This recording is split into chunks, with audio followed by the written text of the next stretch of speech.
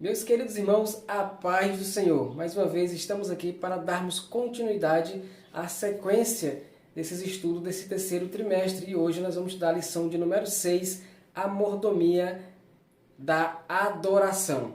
E hoje nós vamos estar falando desse assunto aí para você. É uma pré-aula para que venha enriquecer mais o seu comentário de domingo. O título da lição é A Mordomia da Adoração e o texto áureo você pode ver aí é em João capítulo 4, versículo 23 e a verdade prática você pode ler aí também juntamente com a sua igreja.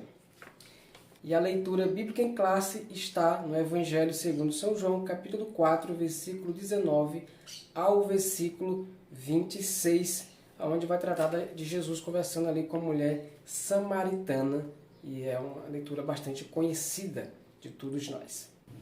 O primeiro ponto da nossa lição vai falar o que é adoração.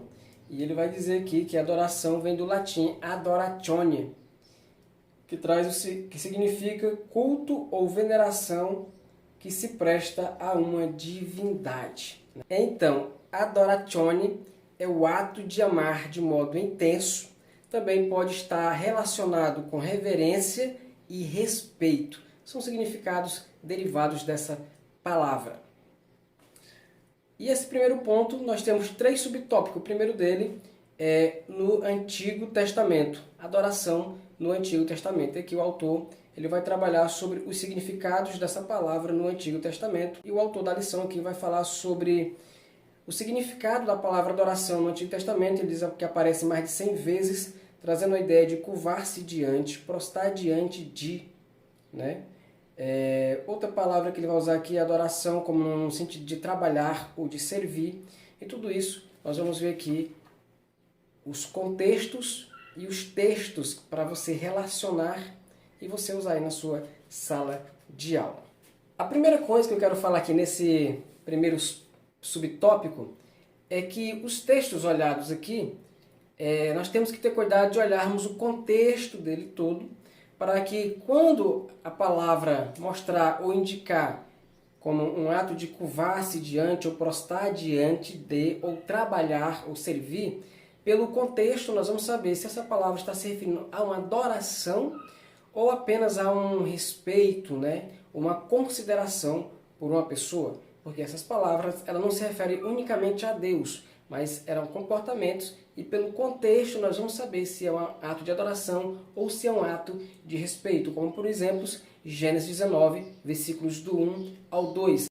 Na ocasião onde Ló recebe na sua casa 2 varões, que a Bíblia descreve como anjos, e quando ele os vê de longe, ele corre na sua direção e prostra-se diante daqueles homens, que a Bíblia diz que eram anjos. E ali nós percebemos que não era um ato de adoração, mas era um ato de respeito, era um ato de consideração. Então você vê que ele prostra-se, a Bíblia vai dizer que ele prostou-se diante, mas ali não é um ato de adoração. Então por que nós sabemos disso? Pelo contexto, né? Pelo contexto desse texto. Então o ato de curvar-se nem sempre na Bíblia é um ato de adoração, mas pode ser um ato de respeito. Um outro texto que nós podemos apreciar também é o caso de Jacó, quando ele retorna para a casa da sua mãe, depois que ele havia servido por muitos anos seu sogro, e ele encontra o seu irmão Saul, e ao vê-lo, ele corre e se prostra-se. Então, quando você lê o texto ali, você vai perceber que ele curva e inclina-se diante do seu irmão, mas não era um ato de adoração, era um ato de respeito, né? E nós podemos até dizer que naquele momento ele estava até com medo das ameaças do seu irmão, né? Tendo em vista a razão por que ele fugiu. Mas você vê ali que ele se inclina em terra, mas não como um ato de adoração, mas de respeito ao seu irmão, e ele curvou-se. Então, percebemos que isto indica respeito dirigida a uma pessoa, então a pessoa se inclinava, mas também não era um ato de adoração. Então, meus irmãos, essas palavras no Antigo Testamento, curvar-se diante, ou prostrar-se diante, ou até mesmo serviço, como nós vamos ver mais adiante, ela está relacionada, podendo ser dirigida a Deus, ou ao nosso Deus verdadeiro, ou então a Deus falsos. Ao Deus verdadeiro nós podemos ver que quando, lá em Gênesis, capítulo 22, a partir do versículo 5 para frente, quando Abraão diz o texto que ele vai subir no monte para adorar ao Senhor. Então ali essa palavra significa adorar a Deus. Aqui está se referindo ao Deus verdadeiro. Mas se você olhar, por exemplo, lá em Isaías, capítulo 44 e versículo 7, você vai ver que essa palavra está relacionada a Deus falsos, porque pelo contexto desse texto você vai saber se esse tipo de adoração era prestada ao Deus dos hebreus ou aos deuses falsos, aos deuses dos pagãos. Aqui nesse tópico ele vai trabalhar também outras palavras que traz a ideia de serviço dirigida a homens e também dirigida a Deus.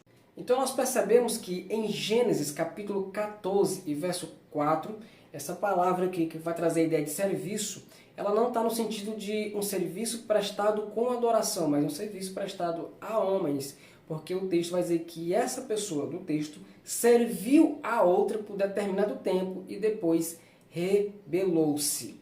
Mas quando essa palavra está direcionada a Deus, é um ato de serviço que pode ser adoração. Então, esse primeiro subtópico aqui, no Antigo Testamento, essas palavras que correspondem servir, curvar-se, prostrar-se, que vai mostrar no seu contexto se está direcionada a Deus ou não.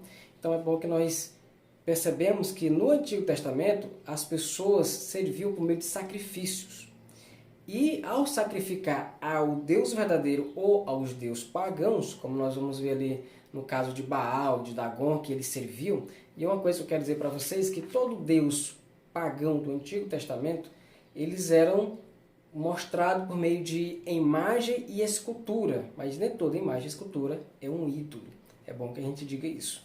Você pode ler também aí Deuteronômio, capítulo 11, versículo do 13 ao 17, para você olhar aqui esses contextos que nós estamos falando. Então vamos para o segundo subtópico, que vai falar sobre no Novo Testamento. No Novo Testamento também vai trazer palavras como prostrar-se, adorar, prestar homenagem, e ele coloca aqui como até beijar na mão. São significado de palavras que traz a ideia de adoração a Deus no Novo Testamento. Aqui no Novo Testamento eu quero trazer dois textos para você analisar e olhar as palavras que pode corresponder ao prostrar-se diante de Deus, ou seja, um prostrar diante do homem. Por exemplo, Mateus 18, versículo 26, um pouco antes ou depois, que vai tratar daquele servo malvado, que ele implora ao seu senhor para que perdoasse suas dívidas, e nesse ato de implorar ele se curva diante do seu senhor. Mas aquele curvar-se não era um ato de adoração, era um ato de humilhação, pedindo que ele perdoasse a dívida. E depois ele acha o seu conservo faz a mesma coisa. Então Jesus, quando retrata essa história, ele está retratando isso, mas não como um ato de adoração. A palavra que ele se prostra não era um ato de adoração, mas para evidenciar que assim como nós perdoamos, somos perdoados, deveríamos perdoar também. Mas se você olhar um pouco mais em Mateus, agora um pouco atrás, no capítulo 4, a partir do verso 8, verso 9, nesse contexto da tentação de Jesus, parece que o verso 8, Satanás vai sugerir para Jesus que se ele prostrado, aí ele vai se prostrar, a sugestão é que ele se proste diante de Satanás, Jesus se prostre diante de Satanás e o adore, e aí então ele daria todos os reinos. Então você vê que a sugestão aqui, do coisa ruim aqui, era que Jesus se prostrasse. Não? Então ele vai usar essa mesma palavra de adoração, porque ele queria ser adorado. Então o prostrar ali, se Jesus porventura aceitasse, se prostrasse, então Jesus ia mostrar o quê? Que ele estava sendo submisso a Satanás, porque ele ia se prostrar no sentido de adoração. Mas Jesus rebate essa ideia, dizendo, vai-te, Satanás, ao Senhor teu Deus adorarás e somente a ele servirás. Então sempre é bom analisarmos que essas palavras podem trazer a ideia de adorar, quando se dirige a Deus, contra outras pessoas é apenas um ato de respeito, né, diante de uma pessoa da mesmo nível ou uma pessoa superior. Vamos agora ao terceiro subtópico, que traz o título aqui, outras palavras relativas à adoração. Então nós vamos perceber aqui que o autor coloca que existem outras palavras que trazem a conotação também de adoração. né? Ele vai trazer a palavra liturgia. Então, as liturgias faz parte também da adoração. E nós vamos ver aqui que essa palavra ela pode trazer o sentido de adoração como um sentido de piedade, de venerar, de reverência. Então, o autor da lição ele vai sugerir aqui que o termo dessa palavra que vai se referir aqui como adoração, ela também pode trazer, ela vem do termo idolatria ou adoração a ídolos. Então você pode perceber, por exemplo, um texto que eu achei bastante conveniente para esse tópico é Atos dos Apóstolos, capítulo 17. Então você pode ler ali versículo 23, antes ou depois, aonde Paulo sabiamente ele vai perceber que aquelas pessoas eles eram bastante supersticiosos, e ele vai até fazer esse tipo de elogio, e prestavam adoração a vários deuses, e ali havia um lugar reservado ao Deus desconhecido. E ele vai dizer que aquele Deus era o seu Deus verdadeiro. Então ele emprega essa palavra especificamente aquele lugar ali, ao Deus desconhecido, aquele título. Ele falou, esse aqui é o Deus verdadeiro que eu prego, que fez os céus e a terra. Então você vê que essas palavras, outras palavras aqui, pode estar relacionada também com liturgia e até com prática de outros deuses pagãos. Mas Paulo pegou ali muito bem e levou para falar de Jesus. Então a liturgia também faz parte do ato de adoração.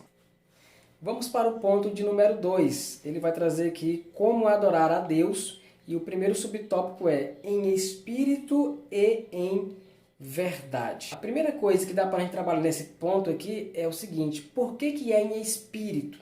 Primeiro, porque Deus ele não é visível, ele é espírito. Então, logo, diferente dos deuses pagãos, que as pessoas se prostravam diante de uma estátua, de uma imagem de escultura esculpida, ou, como no dia de hoje, na parede, ou no pescoço, ou enfim. As pessoas, para prestar um culto, eles precisam ver, né, determinada divindade para que eles possam adorar. Diferente disso, o nosso Deus verdadeiro não precisa ser visto para ser adorado. É por isso que é em espírito. Ok? E aqui ele vai trabalhar sobre antes, onde adorar a Deus. Aqui ele vai trabalhar a ideia que a mulher samaritana trouxe para Jesus, que ela dizia para Jesus que os judeus adoravam em Jerusalém. E ela queria saber onde era o lugar certo, se era em Jerusalém ou se era no monte lá em Jericó, Gerizim. E Jesus vai mostrar que a adoração a Deus ela não está presa à geografia, se era em Jerusalém ou se era em Samaria, em Gerizim, né, no monte Gerizim, como eles acreditavam que era o lugar verdadeiro. E Jesus até acrescenta, nós sabemos o que adoramos, mas vocês não sabem. Então Jesus, como judeu, está dizendo que eles sabiam o que eles adoravam, né? E ele disse que não era nem em um lugar e nem no outro, porque chegaria a hora, e já era, que os verdadeiros adoradores adorariam o Pai em espírito e em verdade, porque essa adoração ela não está presa à geografia, não é no sul e nem no norte, ela está em você, porque agora você é o templo do Espírito Santo de Deus. Então é só você trabalhar essa ideia aí nesse subtópico, né? O segundo subtópico aqui do segundo ponto vai falar a atitude do adorador. E aqui na atitude do adorador, ele vai trabalhar sobre questões musicais, louvores, né? Louvores espirituais, cânticos. E aí ele vai fazer uns contrapontos com essa modalidade que nós temos hoje.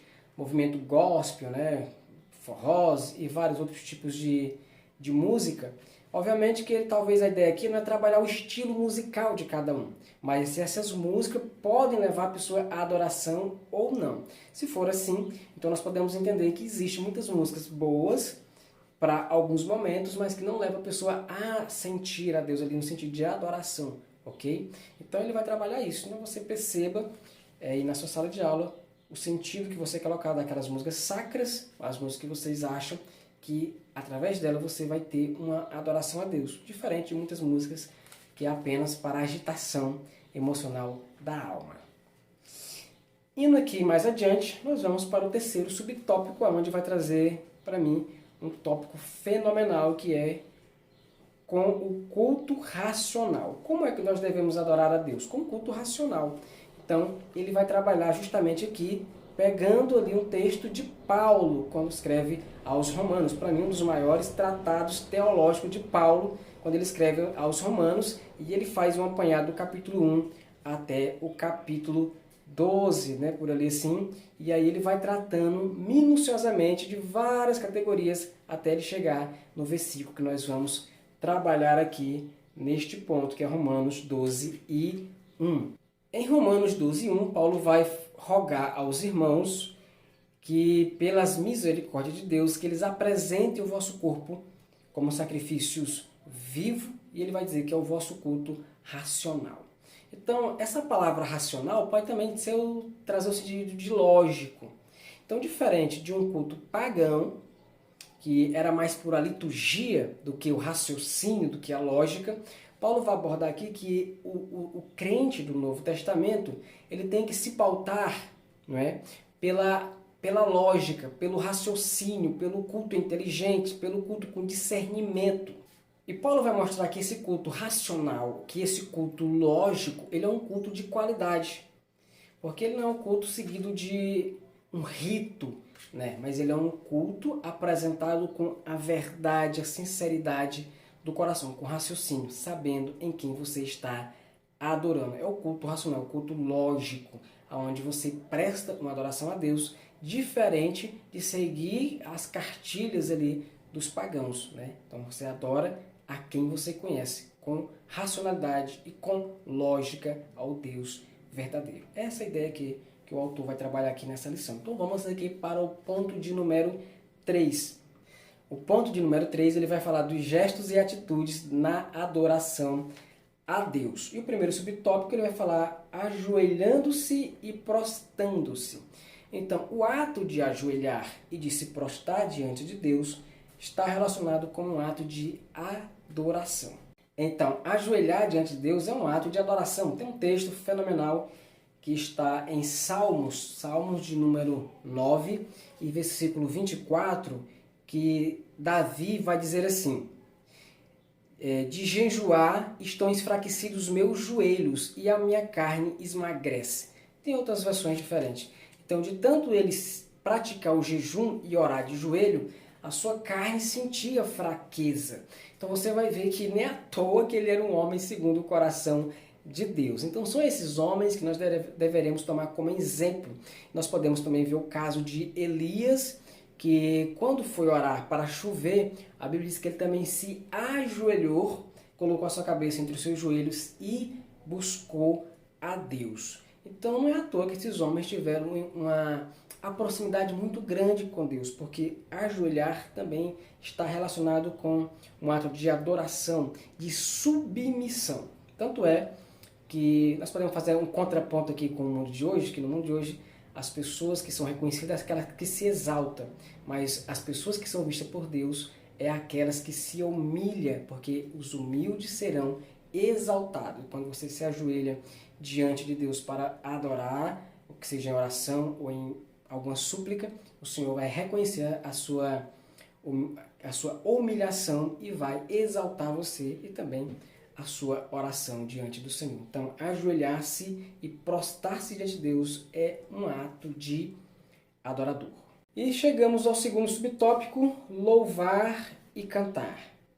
Aqui ele vai trazer a ideia de que Davi, apreciador de muitas músicas, contratou muitos maestros para que cantasse e louvasse a pessoa bendita de Deus. Então, quando a gente lê a palavra de Deus, nós vamos perceber que diante do Senhor, lá no céu, existe um coral de anjos louvando e bendizendo ao Senhor. Agora, é bom que se diga que adoração não significa apenas louvor e que o louvor também não significa apenas adoração. Então, nós temos que conceituar, harmonizar tanto o louvor com a adoração e a adoração com o louvor. Se trazermos para nossos tempos, há muitos levitas em igrejas, ou há igrejas que ficam tão dependentes do louvor que eles não conseguem fazer um culto, por exemplo, se não tiver uma banda, não é? E que a igreja pode até dormir se não tiver alguém tocando ali suas guitarras. O louvor a Deus ele pode ser prestado tanto com instrumentos musicais quanto sem. Então, nesse tópico louvar e cantar, nós podemos concluir que a adoração não é apenas um momento do culto que você louva a Deus com alguns instrumentos musicais acompanhando alguns hinos, mas que faz parte da sua vida louvar ao Senhor em tudo, não é? Louvar ao Senhor em tudo. Então, esse tópico ele vai trazer justamente essa ideia que os verdadeiros adoradores ele têm uma vida de adoração a Deus. Essa é a ideia aqui desse tópico. O terceiro subtópico vai trazer a ideia de glorificar a Deus. Então, esse último subtópico, glorificar a Deus, nós podemos perceber que lá nos Salmos, Salmo de número 19, verso 1, o salmista vai dizer que os céus proclamam a glória de Deus. E a proclamação da glória de Deus é algo muito sério. Tão sério que quando Paulo escreve aos Romanos, capítulo 1, versículo 21 e 27, ele vai dizer que muitos conheceram o Senhor, mas não o glorificaram. E por isso eles vão ser penalizados no seu próprio corpo, porque não glorificaram a Deus. Conheceram a Deus, mas não glorificaram a Deus. Eles sabiam que aquilo era de Deus, eles sabiam que o que eles faziam era contra Deus, mas não glorificaram a Deus nas suas vidas. E Paulo vai dizer ali em Romanos que isso é algo muito grave. Então, glorificar a Deus é algo que está muito mais além do que o aleluias, o glória a Deus. Eu acredito que ele vai estar em continuidade com a nossa vida. Por exemplo, a Bíblia fala do profeta Eliseu, que ao andar, passando todos os dias para fazer o seu trabalho como profeta, uma mulher percebeu ele passando ali e ela viu que ele era um homem de Deus e o hospedou. Então nós percebemos que aquele homem glorificou a Deus apenas tendo uma vida de cristão. Então Deus é glorificado tanto por aquilo que a gente fala, quanto por nosso modo de viver, não é? Então o seu modo de viver fará Deus ser glorificado na sua vida. E isso é muito importante. Então esse tópico vai trabalhar justamente isso aí, glorificar a Deus. O cristão deve manifestar na sua vida um modo de viver santo, piedoso, submisso, assim ele glorificará o nome de Deus.